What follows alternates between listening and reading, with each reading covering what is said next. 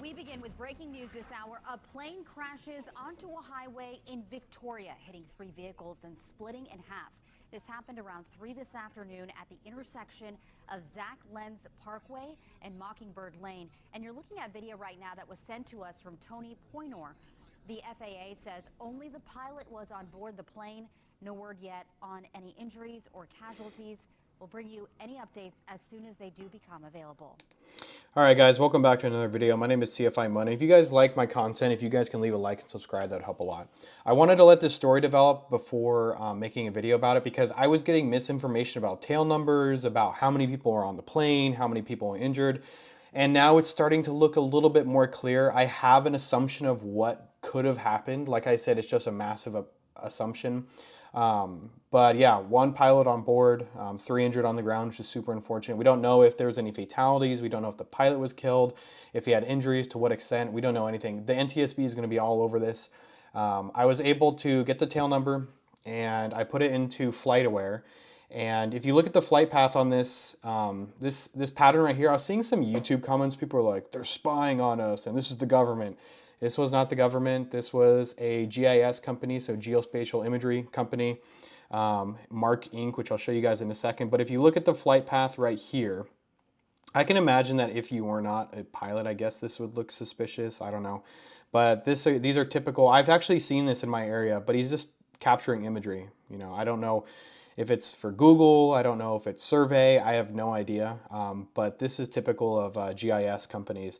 And then right here, as he's going back, he crashes on the freeway at approximately 2:57 p.m. If you look at the flight time of this, it was about 4 hours, and I don't know anything about the Piper PA-31, but I was able to do some research, and it looks like, depending on their fuel tanks, they usually have about 4 hours of fuel on board. So I'm suspecting this is fuel exhaustion. Like I said, that's a big assumption, but I mean, things are kind of lining up here. I was looking at the weather and you can see that it was daytime VFR, so weather's not a factor. Spatial disorientation. Another reason why I think this is probably fuel exhaustion is because he was heading back to the airport. He probably realized that he was really low on fuel.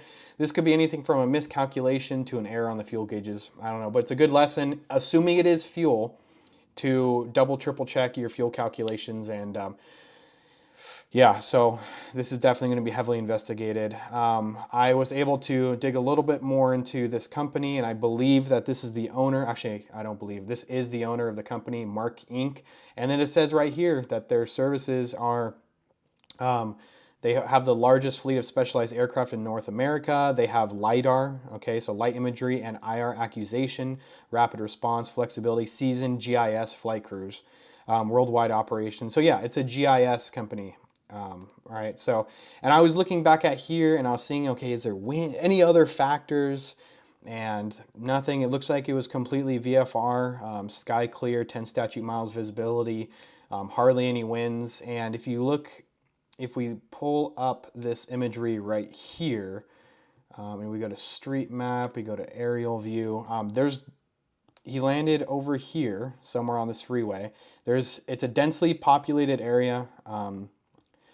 I mean, I see a lot of fields. I guess we'll get more about why he chose to land on the freeway compared to like some of these fields right here, but I don't have an exact position of where he landed, but I don't know. I see a lot of fields.